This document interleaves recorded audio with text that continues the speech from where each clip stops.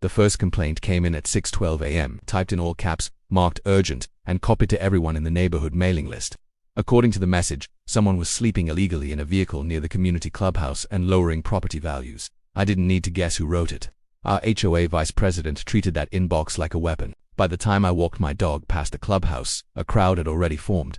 In the center stood a dented sedan with fogged windows. Inside was a middle-aged man sitting perfectly still, hands on the steering wheel like he'd been frozen there overnight. The HOA VP paced in front of the car, rehearsing authority. He kept reminding everyone that rules existed for a reason, that compassion, while unfortunate, was not in the bylaws. Someone finally knocked on the window. Slowly the man stepped out. He looked exhausted, not dangerous. He explained he worked nights at the hospital across town and his apartment building had flooded. Insurance delays. No family nearby. He just needed a few days. The HOA VP didn't listen. He pulled out printed documents and started reading violations like a sentence being handed down. Unauthorized vehicle. Overnight presence. Solicitation of sympathy. What shifted the air wasn't shouting. It was silence. The man quietly asked if he could at least move his car somewhere less visible so he could sleep before his shift. The answer was no. The VP called a tow truck anyway. Said rules only work if they're enforced without exception. That's when someone else stepped forward. A woman who lived 3 doors down, retired, soft-spoken. She asked one question: have we checked who he is? The VP scoffed.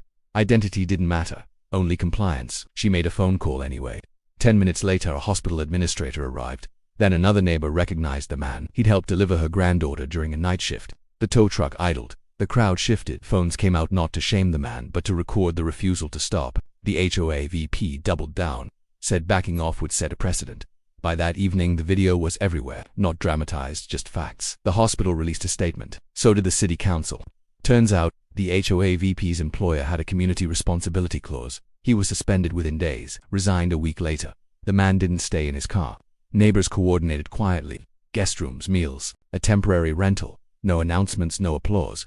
At the next HOA meeting, the bylaws were amended. Not because of pressure, but because everyone finally understood something simple. Power reveals itself fastest when it meets vulnerability. And once people see who you are in that moment, they never forget.